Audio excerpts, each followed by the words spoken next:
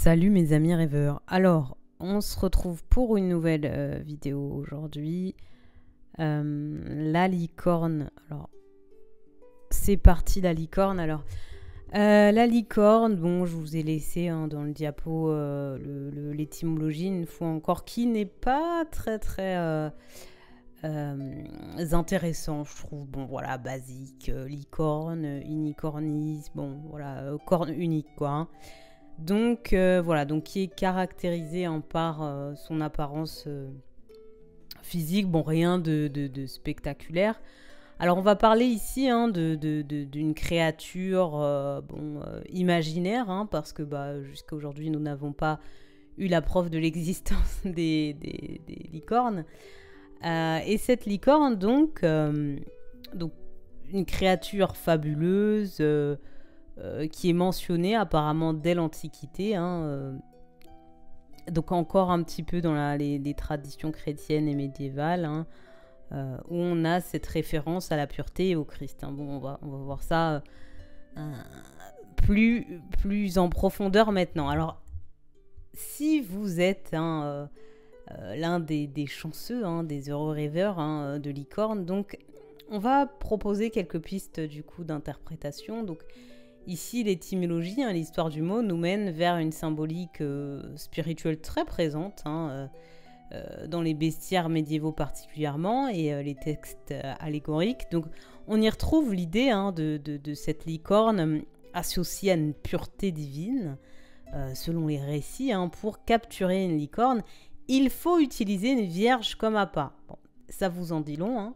Donc, la vierge, vous savez, la personne pure, sans péché, non souillée, qui va attirer la créature par son innocence comme un aimant. Donc on remarquera que la licorne n'a pas d'autre couleur de pelage quand elle est représentée. Elle est très souvent blanche, cette licorne. Le blanc, je peux vous le rappeler, c'est vrai qu'on ne parle pas assez... Peut-être je ferai une vidéo sur les couleurs dans le rêve. En tout cas, le blanc, je suis sûre que vous savez. Bon, voilà, la lumière, la vérité absolue, la divinité, l'énergie solaire et créatrice du tout. C'est la couleur de l'origine, du commencement, que la lumière soit. Donc, cette corne, pour revenir à l'idée de la corne, parce qu'on a parlé du pelage, donc la corne, elle, est unique. Elle donne son nom à l'animal qui ont avec un caractère distinctif. C'est distinctif de cette licorne, cette corne. Elle peut symboliser donc la corne, l'unicité, l'intégrité, voire la vocation spirituelle. Vous vous rappelez, on avait vu avec les boucs, les bouquetins, les chèvres. Vous vous rappelez, on parlait de ces deux cornes là. Bon voilà, là il y en a qu'une. Donc là on a une vocation unique, une unicité. Et ça renvoie aussi à la force intérieure. On dit bête à cornes, bon, les personnes têtues. Bon, là, il y a autre chose. Donc là, on va plus dans quelque chose de noble, avec une forme de déterminisme. Donc là, voilà, ce but noble, sans céder aux illusions ni aux compromis. Là, on n'est pas dans cette bête un peu aveuglée. Ici, on est plutôt dans une quête noble. Et donc ici, ce rêveur, à travers le rêve de la licorne, peut incarner ou ça peut évoquer pour lui une forme d'idéal qu'il a par rapport à ses valeurs, une ligne de conduite pure, lumineuse, parfois aussi difficile à atteindre, mais précieuse. Ici, on peut parler d'un idéal de toute une vie, vous voyez, une posture de toute une vie, une purification de toute une vie. Ça peut parler vraiment, il y a cette idée de la vocation, de la mission de vie, mon idéal de moi-même, en fait, sur le long terme. Donc les artistes qui ont repris cette idée, fascinés par cette image, l'ont parfois associée à la figure du Christ, notamment dans les représentations où la licorne repose sur les genoux d'une vierge, avec cette allégorie de l'incarnation, mais aussi la quête du Christ avec la licorne, une quête qui n'est pas pour tous, qui n'est pas Jésus qui veut. Donc elle est quand même réservée, cette quête, aux plus téméraires, ceux qui poursuivent une vérité intérieure, quitte à se heurter aussi à l'incompréhension du monde, aux multitudes de couleurs qu'il y a dans le monde. Donc est-ce que la blancheur de la licorne peut se mélanger à tout le monde ? On sait pas trop, hein. Donc là, on peut nous appeler à faire un choix aussi, de regarder avec qui on est. Est-ce que quelque chose en tâche nos quêtes, hein. Donc à voir comment vous positionnez cette licorne dans le rêve. J'ajouterais aussi que la licorne, évidemment, fait penser aux zèbres, fait penser aussi aux rhinocéros. Donc là, il y a quelque chose de plus carapacé, mais là, on est en épuré, hein. Il y a quelque chose de svelte. On est plus sur le corps de l'étalon, hein, quand on pense à la licorne, hein. Ouais, on est assez étalon. Donc, je vous renvoie évidemment à la vidéo sur le cheval, hein, parce que c'est affilié. Il y a quelque chose d'un petit peu similaire, hein, dans cette quête, sauf que l'étalon, on avait quand même cette idée du cheval fou, enfin, pas forcément avec une quête. On avait aussi celui qui travaille pour les autres qui est soumis. Là, la licorne, elle est totalement libre, hein. On est voué à une quête, hein, personnelle, appelée, divine, j'en sais rien. Euh, Dans cette culture contemporaine, donc comment est-ce que nous, on s'est réapproprié de la licorne aujourd'hui?